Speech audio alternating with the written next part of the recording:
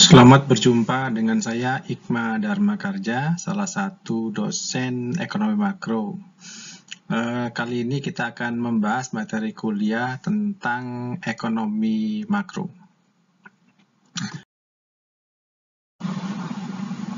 Di dalam pembahasan topik ekonomi makro ini kita akan membahas beberapa topik ya, sesuai dengan mengacu kepada buku materi. Buku materi yang kita gunakan adalah buku makroekonomik dari Gregory Mankiw. Ini yang versi ke-8 atau yang ke-9 itu masih bahasa Inggris, yang di perpustakaan itu yang versi bahasa Indonesia bisa Anda peroleh.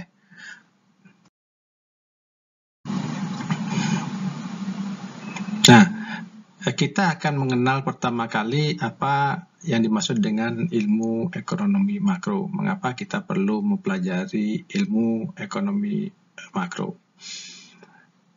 Dalam ilmu makroekonomi nanti kita akan bahas apa saja variabel-variabelnya, ya. Apa yang membedakan ilmu makroekonomi dengan ilmu mikroekonomi, ya. Makroekonomi kita akan melihat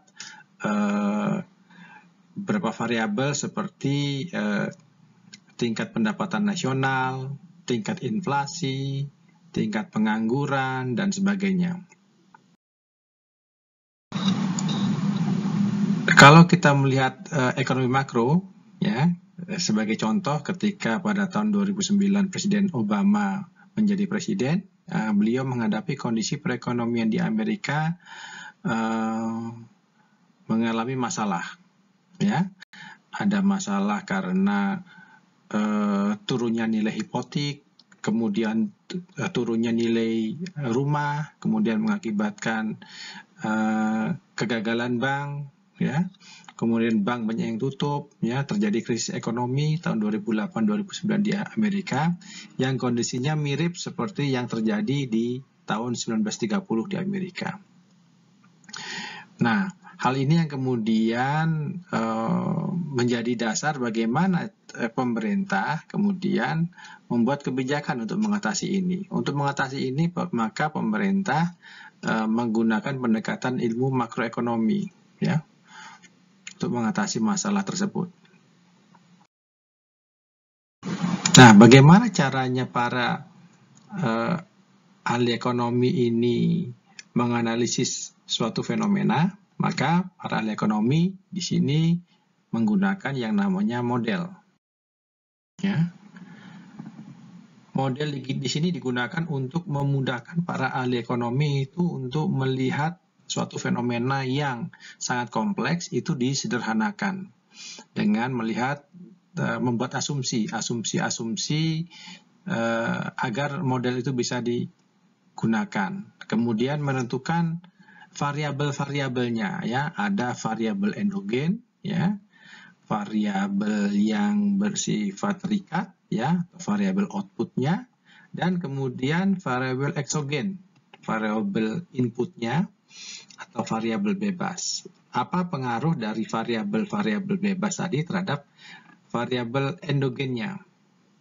Ya, kemudian para ahli ekonomi menentukan variabel, kemudian membuat persamaan. Kemudian setelah membuat persamaan, kemudian dimasukkan ke dalam suatu diagram atau kurva. Kemudian dianalisis arah pergerakan dari kurva ini. Ya, kemudian baru disimpulkan bagaimana model ini kemudian bisa menjelaskan tentang kondisi perekonomian yang sedang terjadi dan kemudian dibuat langkah kebijakannya. Contoh sederhananya adalah yang paling sering dipakai dalam model ekonomi adalah model keseimbangan permintaan dengan penawaran, permintaan dan penawaran. Keseimbangan ini akan menimbulkan keseimbangan clearing pasar atau nilai equilibrium, keseimbangan yang ada di pasar, ya, pada harga dan jumlah tertentu yang ada di pasar. Ya, ini adalah salah satu tujuan dari para ahli ekonomi untuk mempertahankan keseimbangan ini, ya, atau bagaimana meningkatkan pertumbuhan ekonomi misalnya.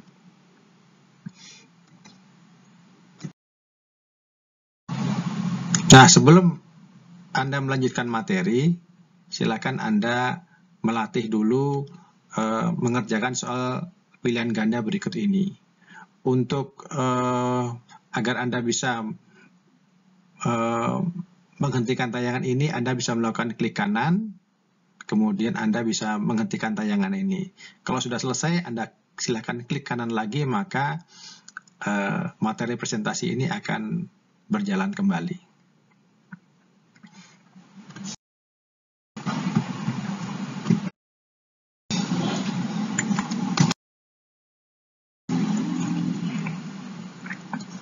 Yang berikutnya adalah dasar-dasar dari market clearing, yaitu bagaimana kita melihat keseimbangan permintaan dan penawaran. Ya, ini sangat mendasar sekali kalau kita ingin menggunakan model yang sering digunakan oleh para ahli ekonomi. Nah, contohnya adalah permintaan dan penawaran dari CD. Ya, ini adalah kurva permintaan. Ya, Anda masih ingat apa itu hukum permintaan? Ya, semakin rendah harganya, maka semakin banyak barang yang diminta. Kemudian dari sisi penawaran, ya. Jadi berdasarkan hukum penawaran, ya, semakin tinggi harga suatu barang, maka semakin banyak barang yang ditawarkan oleh perusahaan.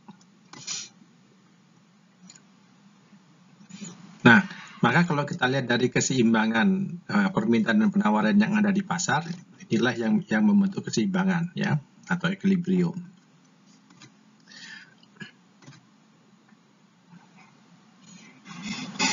Nah, kalau sekarang tiba-tiba terjadi kenaikan permintaan, gitu ya, ada kenaikan permintaan, maka sekarang kurva permintaan itu bergeser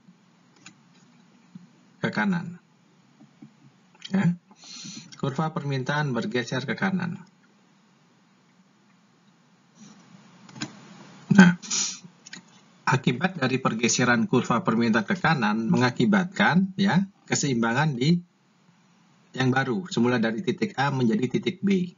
Ya, akibatnya pada keseimbangan yang baru, harga naik dari semula P bintang menjadi P aksen, dan kemudian jumlah barang juga meningkat, ya, dari Q bintang menjadi Q aksen, ya. Ini adalah contoh analisis sederhana bagaimana kita menganalisis perubahan permintaan yang berpengaruh terhadap harga dan jumlah barang. Ya. Nah, kalau sudah terjadi kondisi seperti ini, ya, kalau sudah terjadi kondisi seperti ini, ya, kalau ternyata ini adalah permintaan semula dan kemudian ini adalah perubahan permintaan, akibat adanya perubahan permintaan itu akan menimbulkan kekurangan dalam pasar, ya, kekurangan dalam pasar karena dengan permintaan yang baru pada harga yang lama, ya, itu terjadi di titik ini, ya. Ini terjadi kekurangan permintaan, ya, kekurangan jumlah barang. Akibat adanya kekurangan jumlah barang, maka mendorong harga menjadi naik, sehingga muncul keseimbangan di titik yang baru pada harga yang lebih tinggi. Ini analisisnya. Ya, mengapa kemudian mengakibatkan adanya kenaikan harga. Nah, sebelum melanjutkan ke materi berikutnya, silahkan Anda kerjakan dulu latihan soal pilihan ganda berikut ini dengan menekan klik kanan. Dan setelah selesai, kemudian Anda kembali klik kanan kembali untuk melanjutkan ke materi sesi yang berikutnya.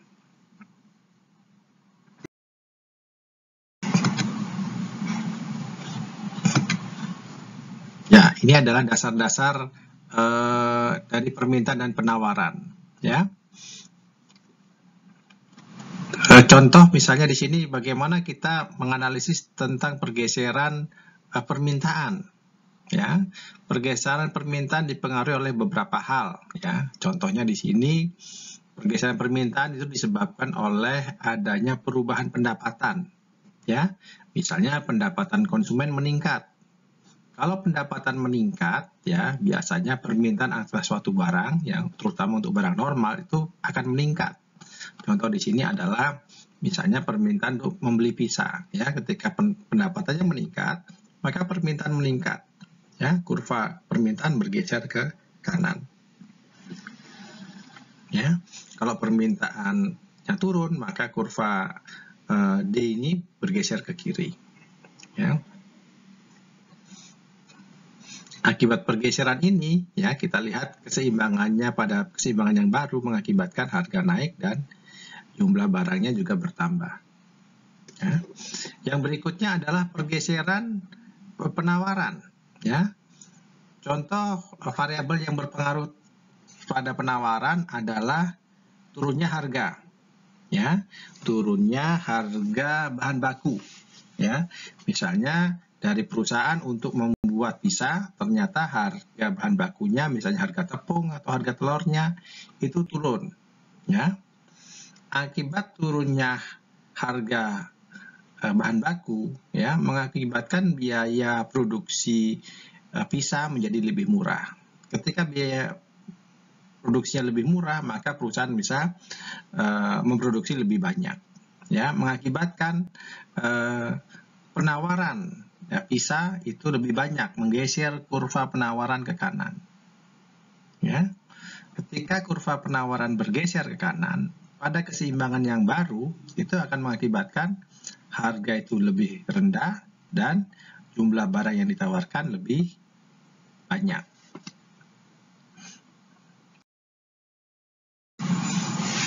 Nah, berikutnya ini adalah latihan untuk membahas untuk lebih perdalam lagi pemahaman Anda tentang materi yang sudah disampaikan. Oh iya, kalau Anda ingin meningkatkan pemahaman Anda, saya anjurkan Anda untuk membaca terlebih dahulu materi pokok yang ada di chapter pertama buku Ekonomi Makro yang ditulis oleh Gregory Mankiw. Oke, saya lanjutkan.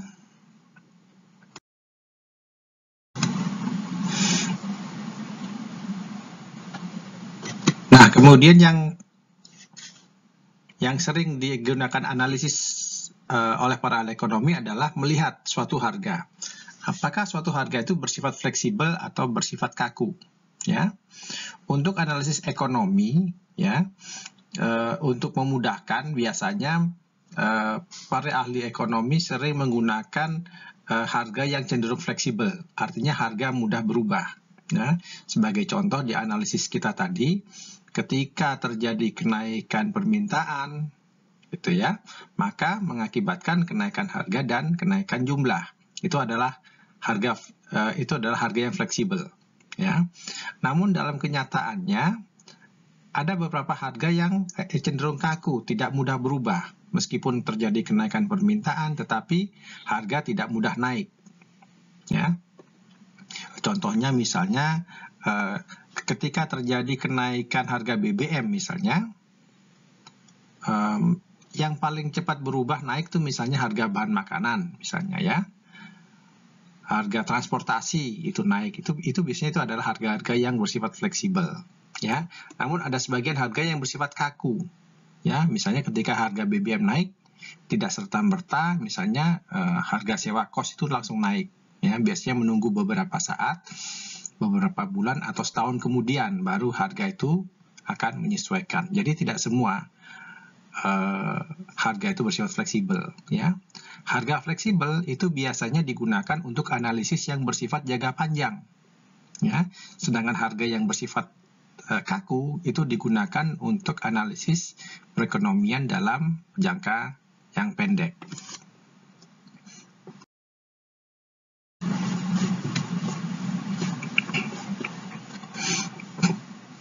Nah, itu adalah sekilas terkait dengan ilmu makroekonomi ya. Lalu kita ingin membedakan apa sih perbedaan antara ilmu ekonomi mikro dengan ekonomi makro. Ya, ekonomi mikro terkait dengan keputusan yang dibuat oleh rumah tangga dan perusahaan, ya, bagaimana mengatasi kelangkaan, ya, untuk dapat memaksimalkan manfaat atau keuntungan. Ya, itu adalah ilmu mikroekonomi. Ya, keputusan-keputusan individu, keputusan dari rumah tangga, keputusan dari perusahaan. Ya, sedangkan ekonomi makro itu lebih kepada kumpulan dari keputusan yang dibuat oleh seluruh individu, oleh seluruh rumah tangga, misalnya berapakah tingkat konsumsi suatu negara. Itu dianalisis dalam ilmu makroekonomi.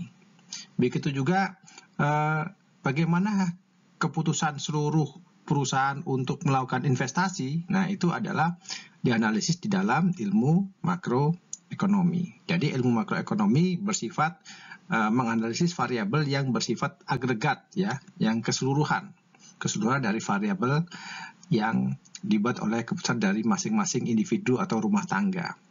Sehingga ilmu makroekonomi ini sangat berkaitan erat juga dengan ilmu ekonomi mikro. Ya.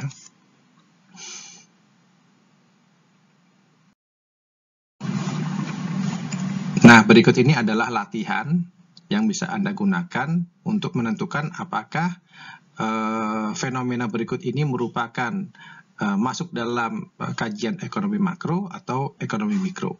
Ya, silahkan diklik kanan untuk menghentikan tayangan ini. Setelah selesai, kemudian klik kanan lagi untuk kemudian melanjutkan ke tayangan yang berikutnya.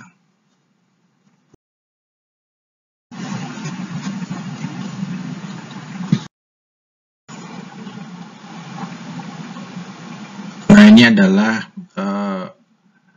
isi dari materi buku makroekonomi. Ini beberapa konsep yang sudah kita pelajari, ya. Nah, kemudian saya akan memberikan sedikit tambahan mengenai teori klasik dan teori Keynes yang tidak ada di buku ini, ya. Jadi teori klasik itu yang dicetuskan oleh Adam Smith, ya, Bapak Ekonomi, ya. Menurut Adam Smith bahwa di dalam perekonomian itu, dalam keseimbangan pasar itu tercipta dengan sendirinya, ya. Keseimbangan antara permintaan dan penawaran itu terjadi dengan sendirinya. Jadi seperti ada tangan tidak tampak atau invisible hand yang mengatur pasar, ya, sehingga berapapun jumlah produksi yang dihasilkan oleh produsen itu akan semua dapat terserap oleh pasar, ya. Sehingga menurut Adam Smith, kalau sudah ada keseimbangan pasar, keseimbangan permintaan dan penawaran, maka tidak diperlukan campur tangan pemerintah. Ya. Nah, ini berbeda dengan menurut Keynes. Ya, menurut Keynes, ya, dalam kenyataannya ternyata dalam perekonomian itu dapat terjadi pengangguran. Mengapa demikian? Karena tidak selalu semua produksi itu dapat terserap oleh pasar. Ya. Kemudian bahkan terkadang di dalam suatu perekonomian bisa terjadi adanya resesi atau depresi, ya. Barang-barang yang diproduksi tidak laku, misalnya. Ada orang yang menganggur, ya. Sehingga kalau terjadi resesi, kemudian depresi, maka di sini diperlukan campur tangan pemerintah untuk mengembalikan perekonomian kepada kondisi yang lebih stabil. Teori Keynes ini disampaikan sebagai akibat untuk mengatasi analisis atas kondisi resesi yang terjadi di Amerika pada tahun 1930. Kemudian kalau menurut teori klasik juga menyatakan bahwa fungsi uang hanya digunakan untuk transaksi. Ya.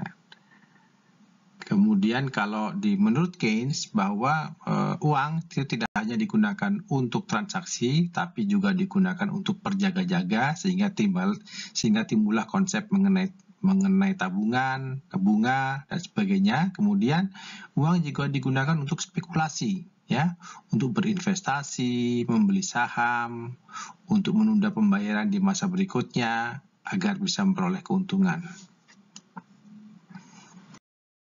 Setelah tadi sedikit tambahan terkait dengan materi di chapter 1, yang kemudian berikutnya diselanjutkan dengan materi di chapter 2 terkait dengan data yang digunakan dalam analisis ekonomi makro.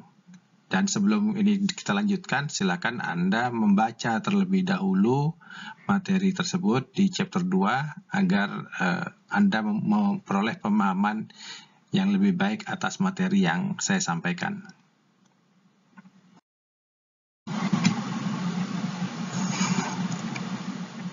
Di dalam analisis ekonomi makro, ya, data yang sering digunakan yang pertama adalah gross domestic bruto, gross domestic product atau pendapatan nasional bruto, ya, yaitu adalah nilai dari seluruh barang dan jasa yang dihasilkan oleh suatu perekonomian dalam suatu periode tertentu, ya. Kemudian untuk mengetahui tingkat harga, ya, menggunakan indeks harga konsumen, ya. Kemudian yang berikutnya tingkat pengangguran, ya. Tingkat pengangguran itu menunjukkan berapa banyak dari suatu angkatan kerja orang yang tidak bekerja atau orang yang menganggur. Nah, ini adalah beberapa grafik yang digunakan untuk melakukan analisis, ya, berdasarkan data-data ekonomi makro. Yang paling atas misalnya menunjukkan pertumbuhan atau perkembangan dari GDP real dari tahun ke tahun di Amerika, ya. Nilainya terus meningkat dari tahun 1900 sampai kemudian sampai dengan tahun 2010, ya. Kalau kita lihat di sini ada periode pendapatan itu mengalami penurunan, ya, kemudian naik lagi meningkat, kemudian sempat turun lagi, ya. Nah, periode ini nanti dikaitkan dengan kondisi yang dihadapi dalam perekonomian, ya. Yang gambar yang berbentuk agak gelap ini, yang vertikal itu menunjukkan adalah kondisi resesi yang sedang terjadi, ya. Ketika terjadi resesi, maka perekonomian itu mengalami penurunan, ya. Ini adalah beberapa kondisi selama 1 abad yang di Amerika, ya. Kemudian ini adalah data tentang persentase inflasi yang ada di Amerika, ya, dari tahun 1900 sampai dengan tahun 2010, ya. Inflasi pernah naik tajam di atas 0, kemudian pernah mengalami deflasi juga di bawah 0, ya.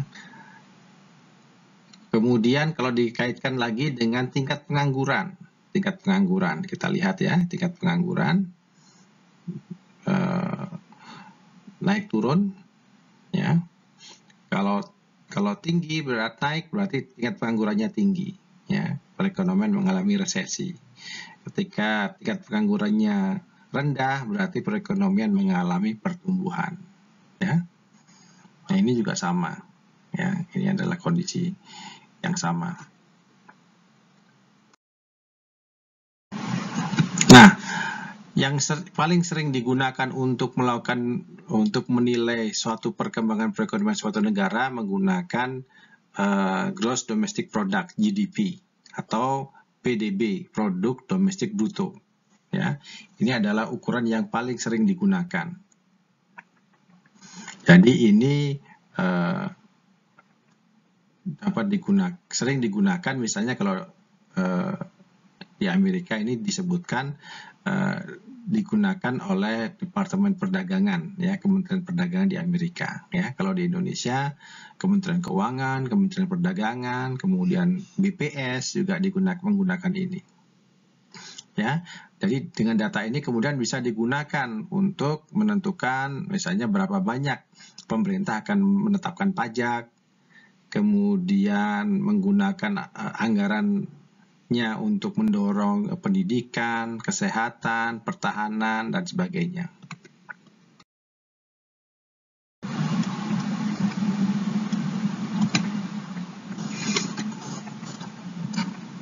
Nah, model paling sederhana yang digunakan untuk menjelaskan aliran pendapatan, ya, atau untuk menggambarkan GDP, ya, itu dengan model sirkular seperti ini, ya, model sederhana.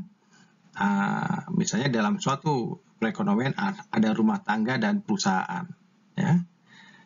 Untuk menghitung GDP, ya, GDP itu bisa dilakukan dengan pendekatan pendapatan, ya. Artinya adalah kita bisa menghitung seluruh pendapatan yang diperoleh oleh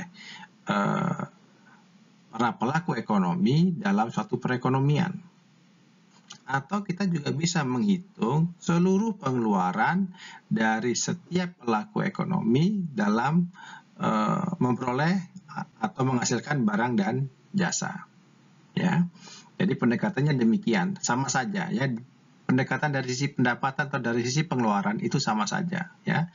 Sebagai contoh, misalnya ketika perusahaan itu mengeluarkan uang untuk membayar upah, ya, untuk membayar upah, maka ini menjadi pengeluaran dari perusahaan itu menjadi pendapatan dari rumah tangga. Di sisi lain, rumah tangga yang melakukan pengeluaran untuk membeli barang dan jasa itu akan menjadi pendapatan bagi perusahaan, ya. Jadi perhitungan GDP baik dari sisi pendapatan maupun pengeluaran itu nilainya sama saja.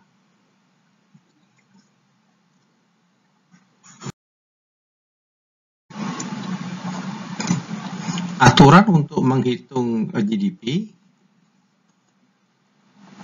adalah dengan menghitung seluruh nilai dari barang dan jasa yang dihasilkan dalam suatu perekonomian. Ya, sebagai contoh, misalnya dalam perekonomian itu hanya menghasilkan 2 produk, yaitu apel dan jeruk. Ya, apel dihargai $0,5 dan jeruk dihargai $1. Maka GDP dalam perekonomian ini adalah sebesar harga apel dikalikan dengan jumlah apelnya dan harga tambah dengan harga jeruk dikalikan dengan jumlah jeruk. Maka di sini harga apel, misalnya perekonomian menghasilkan 4 apel, dan kemudian harga jeruk dikalikan dengan jumlah jeruk yang dihasilkan, ya. Maka ini adalah nilai GDP-nya. Ya. Kemudian dalam menghitung GDP itu untuk barang-barang yang sudah dipakai atau barang bekas itu tidak dimasukkan di dalam perhitungan GDP. Ya. Kemudian juga barang yang masuk ke dalam cadangan, ya, persediaan. Ya. Misalnya barang itu tidak laku atau barang itu rusak gitu, ya, maka dia disimpan. Ya. Maka barang-barang ini sudah termasuk dihitung dalam perhitungan GDP.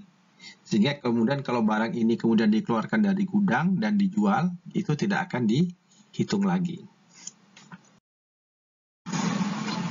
Yang berikutnya adalah GDP hanya menghitung nilai akhir dari suatu barang atau jasa, ya. Tidak menghitung barang perantara, misalnya barang setengah jadi, ya. Misalnya dari benang menjadi kain, itu belum dihitung, ya.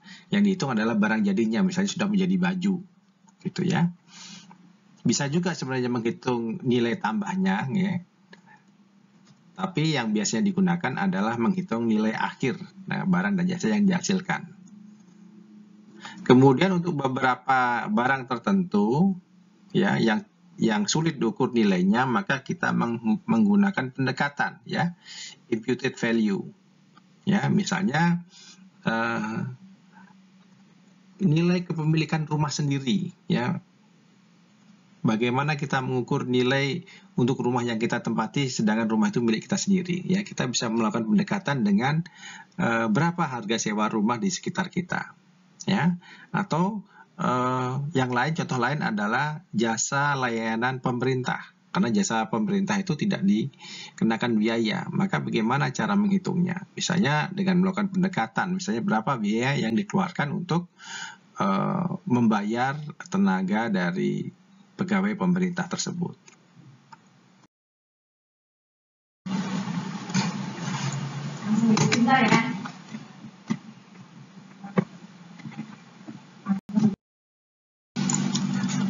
Nilai dari barang dan jasa yang dihasilkan, ya, yang dihitung berdasarkan harga yang berlaku pada saat ini yang disebut dengan GDP nominal.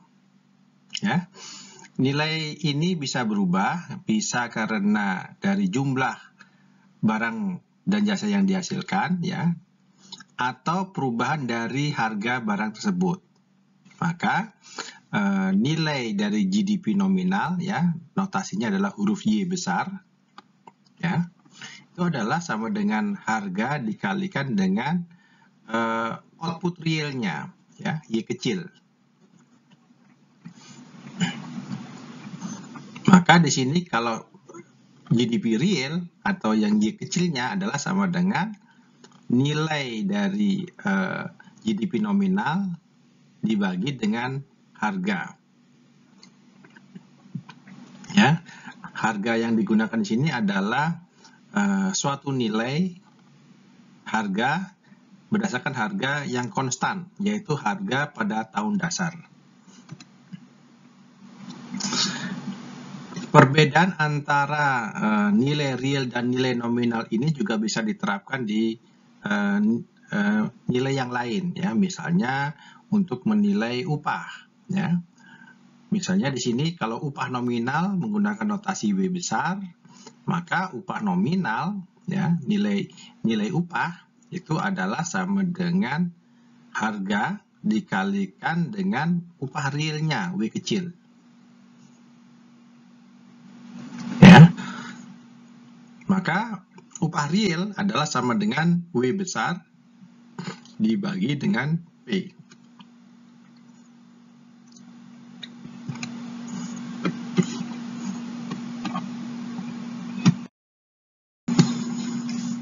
Perubahan penggunaan nilai nominal menjadi nilai real itu adalah kita untuk mengatasi masalah yang diakibatkan dalam pengukuran harga, ya, karena harga itu bisa berubah setiap saat, setiap tahun. Maka kita untuk membandingkan berapakah nilai pendapatan misalnya, itu kita menggunakan berdasarkan pada harga yang telah ditentukan sebagai pembanding.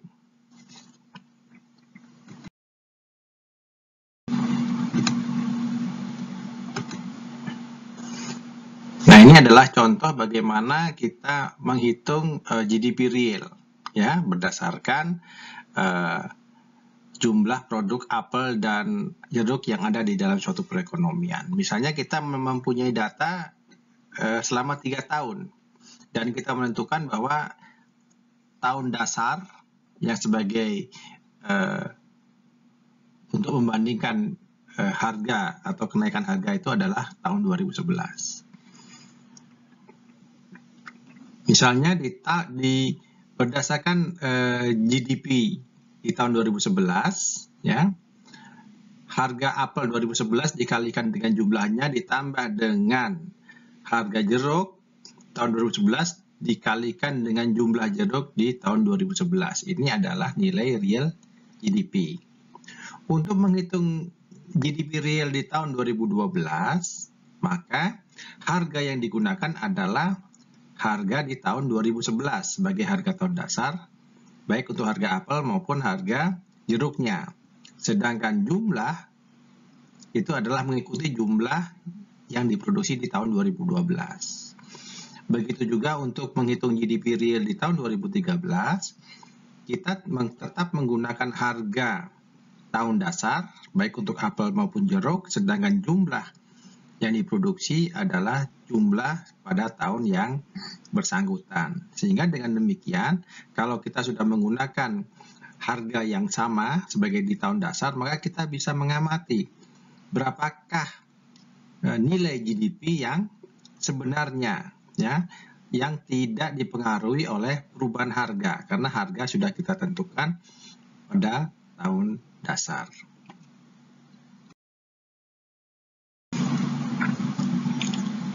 Nah, selain menggunakan mekanisme indeks harga konsumen, ya, untuk menghitung tingkat inflasi kenaikan harga juga bisa menggunakan GDP deflator.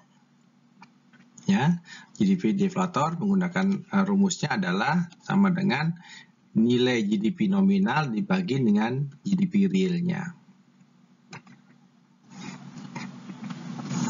Ya, sebelumnya kita sudah mengetahui bahwa GDP nominal mengukur nilai output berdasarkan harga yang berlaku pada saat ini. Sedangkan GDP real adalah mengukur output dengan menggunakan harga konstan, harga yang berlaku di tahun dasar. Maka di sini kalau kita menggunakan GDP deflator, ya, atau disebut juga dengan harga deflator implisit, ya, mengukur harga berdasarkan pada harga di tahun dasar.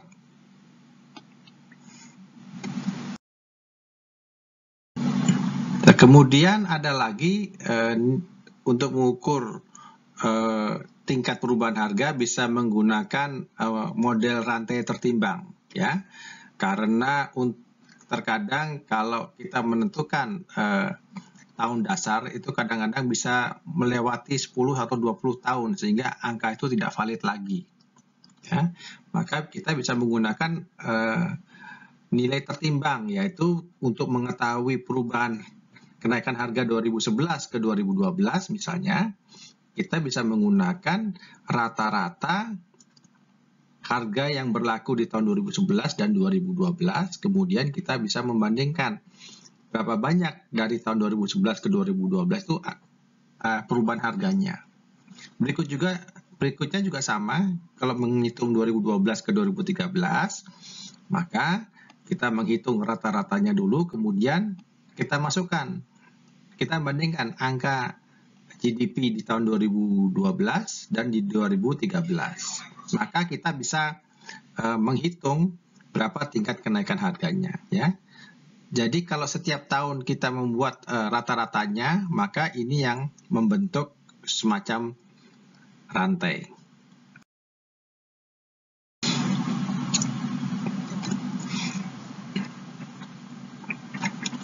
Nah, kemudian kalau kita ingin mengetahui apa saja komponen yang membentuk GDP, ya.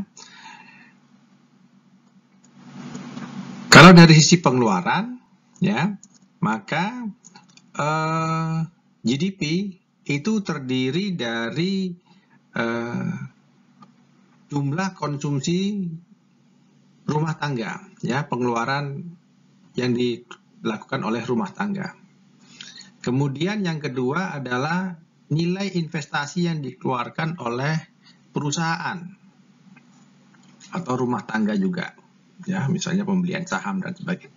Yang berikutnya adalah nilai dari pengeluaran pemerintah dalam membeli barang dan jasa. Kemudian ditambah dengan neraca perdagangan, selisih antara ekspor dengan impor, ya. Jadi 4 variabel ini, ya, konsumsi, investasi, pengeluaran pemerintah dan neraca net ekspor, ya, inilah nilai jumlah ini yang menentukan besaran GDP suatu negara.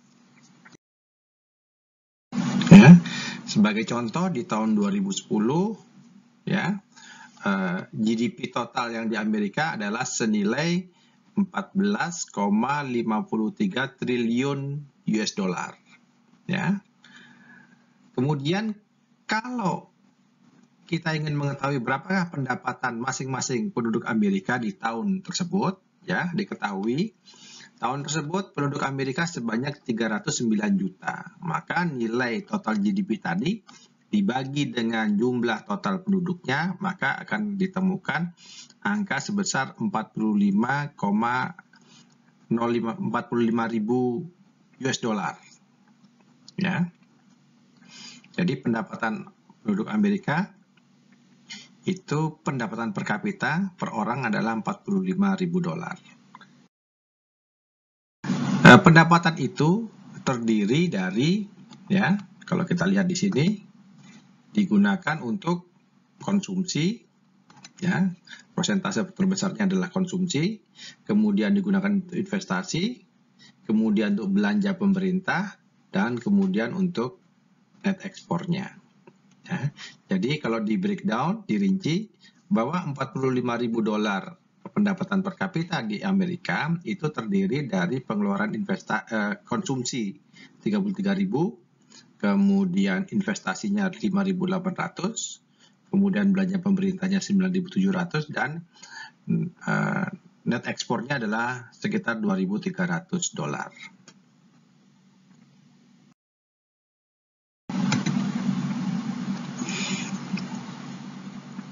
Hal lain yang digunakan untuk mengukur pendapatan adalah bisa digunakan dengan menggunakan GNP, ya, Gross National Product, ya.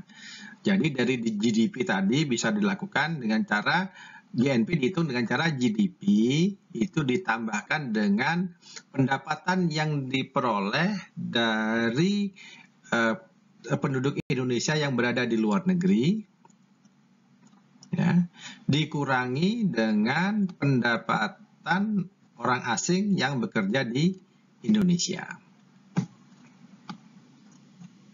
Itu menghitung GNP. Kemudian ada lagi Net National Product, NNP, ya, yaitu kemudian dari GNP tadi dikurangi dengan depresiasi, ya, depresiasi yaitu penyusutan dari barang-barang modal. Ya, biasanya rata-rata itu dinilai depresiasi misalnya 10% dari GNP.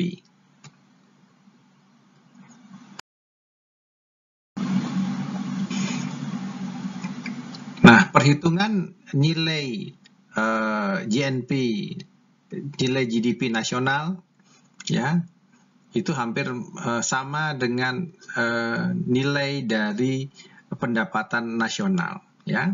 Ada perbedaannya, selisihnya hanya sedikit, ya. Dan ini bisa terjadi hanya karena penggunaan data saja.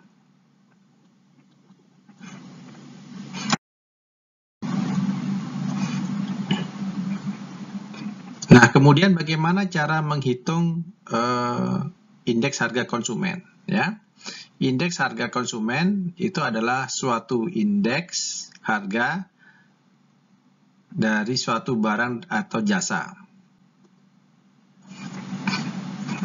Ini biasanya dilakukan oleh di Indonesia dilakukan oleh Badan Pusat Statistik, ya.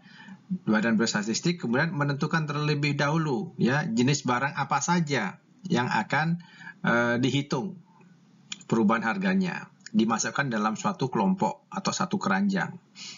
Kemudian diamati, ya, perubahan dari satu keranjang ini dari waktu ke waktu berapa perubahan harganya. Inilah yang membentuk indeks harga konsumen, ya. Barang-barang yang diamati itu adalah barang-barang yang biasanya yang dikonsumsi.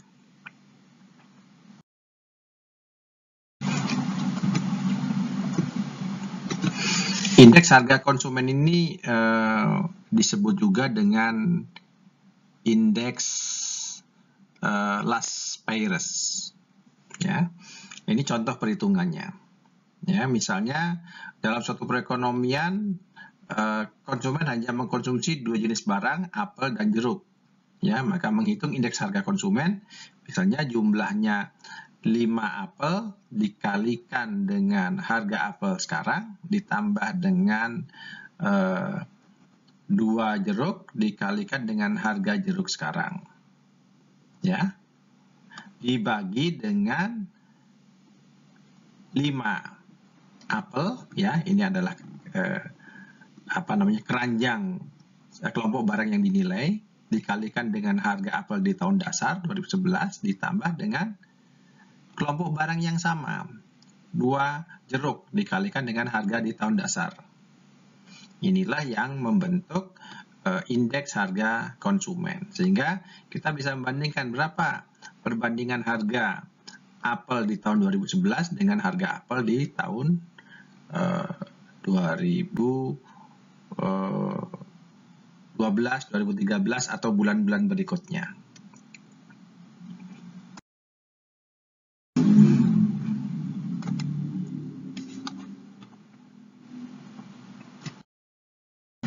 Untuk menghitung inflasi pokok, ya, inflasi utama, ya biasanya mengelompokkan suatu jenis barang yang akan dinilai, ya, tetapi tidak dimasukkan untuk barang-barang untuk makanan dan produk-produk energi, ya, karena barang-barang tersebut mengalami perubahan yang sangat cepat di dalam jangka pendek, ya. Dan inflasi pokok ini hanya digunakan untuk menggambarkan atau untuk mengukur bagaimana tren dari suatu inflasi. Nah, lalu kemudian kita sudah mengenal ada 2 jenis pengukuran untuk mengukur inflasi, ya, menggunakan indeks harga konsumen dan menggunakan GDP deflator. Apa bedanya? Ya. Kalau GDP deflator itu mengukur harga barang, ya, berdasarkan jumlah barang yang diproduksi, ya. Sedangkan indeks harga konsumen mengukur harga hanya berdasarkan sekelompok barang yang sudah ditentukan dan diamati terus-menerus.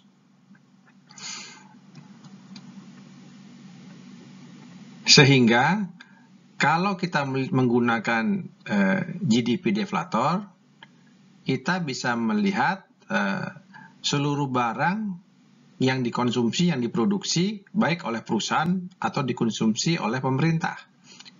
Namun, tidak tampak ini di dalam pengukuran indeks harga konsumen, karena indeks harga konsumen hanya mengukur barang-barang yang dikonsumsi oleh masyarakat.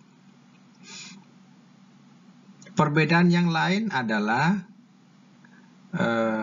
GDP deflator itu memasukkan hanya barang-barang yang diproduksi di dalam negeri, ya. Sedangkan barang-barang impor itu tidak dimasukkan, ya. Nah, berbeda dengan indeks harga konsumen tidak memperhitungkan itu, ya. Dia hanya melihat barang apa saja yang dikonsumsi oleh konsumen. Kemudian yang perbedaan yang berikutnya adalah indeks harga konsumen itu menggunakan harga berdasarkan suatu kelompok barang tertentu, ya. Kelompok barangnya terikat.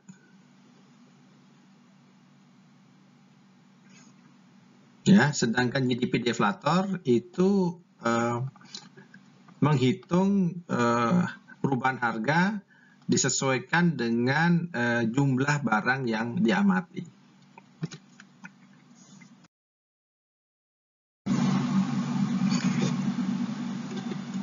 Hal lain yang dianalisis di dalam makroekonomi adalah kita mengukur tingkat pengangguran, ya. Yang pertama adalah angkatan kerja. Istilah angkatan kerja adalah jumlah dari orang yang bekerja dan orang yang tidak bekerja di dalam suatu perekonomian. Kemudian tingkat pengangguran adalah menunjukkan persentase dari orang yang tidak bekerja atau orang yang menganggur dibandingkan dengan jumlah angkatan kerjanya. Sedangkan tingkat partisipasi tenaga kerja itu adalah membandingkan jumlah angkatan kerja dibandingkan dengan jumlah populasi orang-orang yang dewasa. Ya.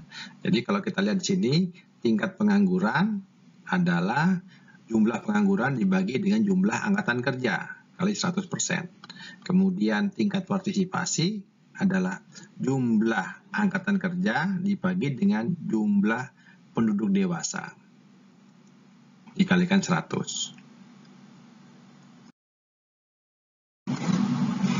Untuk lebih jelasnya, ini adalah contoh berikut ini. Ya, contoh di Amerika, jumlah angkatan kerjanya itu adalah orang yang bekerja 145 juta, kemudian yang menganggur adalah 10 juta.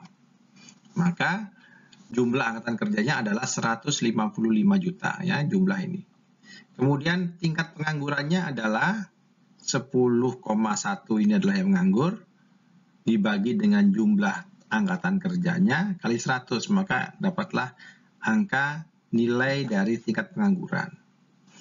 Lalu berapakah tingkat partisipasi kerjanya? Tingkat partisipasi kerja adalah sama dengan jumlah angkatan kerja dibagi dengan jumlah penduduk orang dewasa dikalikan 100, maka 66,1%.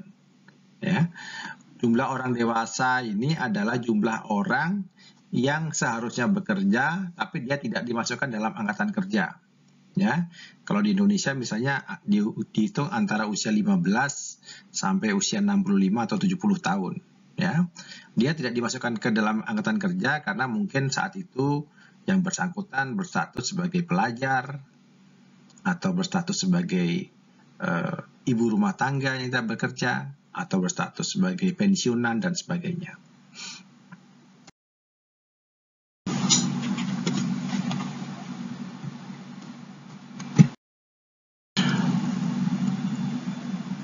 Badan Tenaga Kerja biasanya melakukan survei atas pasar tenaga kerja. Mereka melakukan survei di 2 tempat. Ya, survei di perusahaan biasanya menghitung berapa banyak jumlah tenaga kerja dengan melihat berapa banyak orang yang dibayar gajinya oleh perusahaan itu. Yang berikutnya adalah survei tenaga kerja yang ada di setiap rumah tangga. Ya, untuk menghitung berapa banyak seseorang itu bekerja. Dari 2 pengukuran ini terkadang menimbulkan hasil yang berbeda karena bisa saja satu rumah tangga itu bekerja di 2 tempat, namun oleh perusahaan hanya dicatat oleh hanya 1 orang saja. Itulah yang menunjukkan mengapa terkadang statistik ekonomi itu kadang-kadang tidak sempurna karena ada perbedaan dalam pencatatannya.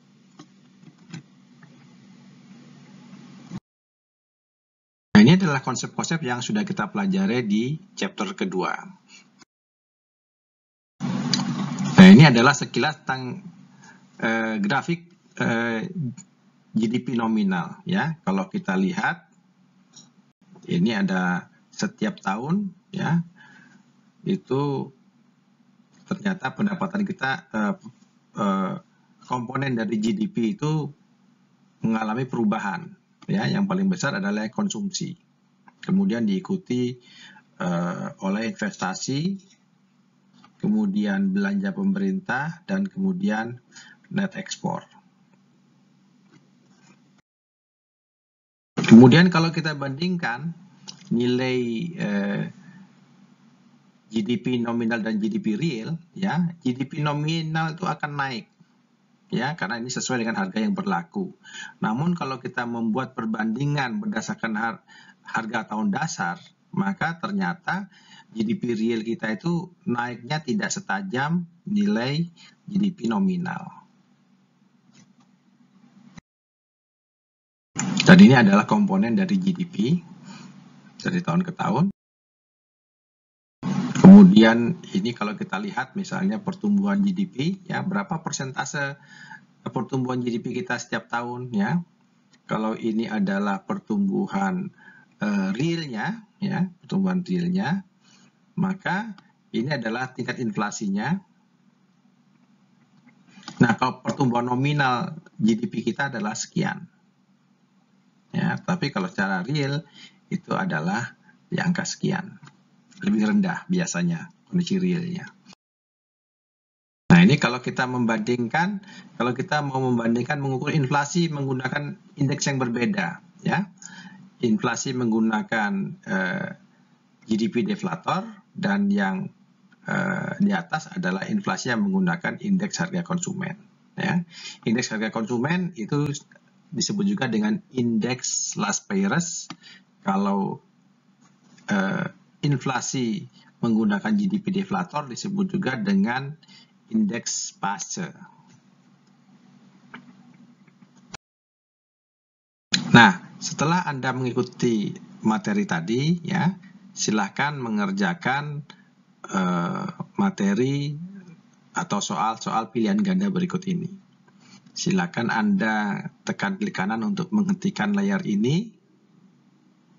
Kalau sudah selesai, kemudian klik kanan lagi untuk melanjutkan ke soal berikutnya.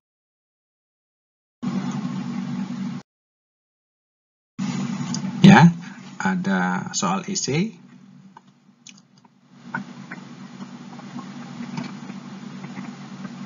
Setelah selesai, Anda silakan lanjutkan ke terakhir. Nah, setelah Anda mengerjakan soal ini, kemudian Anda kumpulkan, ya, Anda tulis, kemudian Anda kumpulkan, baik dalam bentuk data online, difoto, atau diketik, dan kemudian disampaikan kepada dosen masing-masing.